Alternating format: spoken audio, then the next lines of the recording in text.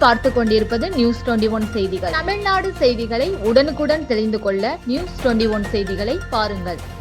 கொடைக்கானல் மலைப்பகுதியில் பெய்த தொடர் மழையின் காரணமாக கேரட் விளைச்சல் அதிகரிப்பு, விலை குறைவு, நிரந்தரமாக கேரட் விலையை நிர்ணயிக்க விவசாயிகள் கோரிக்கை.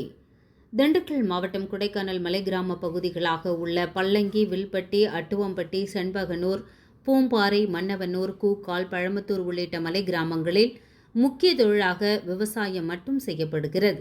இந்த மலை கிராமங்களில் உருளைக்கிழங்கு, பீட்ரூட், முட்டைகோஸ், கேரட், மலைப்பூண்டு உள்ளிட்ட முக்கிய மலை காய்கறிகளும் விவசாயம் செய்யப்பட்டு வருகிறது. இந்த மலை காய்கறிகளில் முக்கியமாக கேரட் பல ஏக்கர் பரப்பளவில் பயிரிடப்படுகிறது. மேலும் கேரட் 90 நாட்கள் விவசாயமாகும். கேரட் கடந்த 3 மாதங்களுக்கு முன்பு பயிரிடப்பட்டிருந்த நிலையில் மலைப்பகுதிகளில் கடந்த சில நாட்களாக பெய்த தொடர் மழையினால் கேரட் விளைச்சல் அதிகரித்து காணப்படுகின்றது. மேலும் இங்கு விளைவிக்கப்படும் காய்கறிகள் மதுரை, திருச்சி, கொடைரோடு, தேனி உள்ளிட்ட முக்கிய பகுதிகளில் உள்ள சந்தைகளுக்கு ஏற்றுமதி செய்யப்படுகிறது.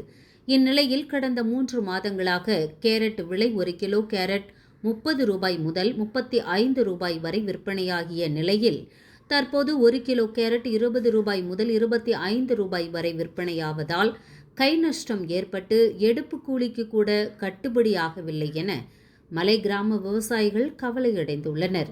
இதனை தோட்டக்கலைத்துறையினர் கவனம் செலுத்தி கேரட் உள்ளிட்ட மலை காய்கறிகளுக்கு நிரந்தர விலை நிர்ணயம் செய்து மலை கிராம விவசாயிகளுக்கு உதவ முன்வர வேண்டும் என மலை கிராம விவசாயிகள் கோரிக்கை விடுத்துள்ளனர்.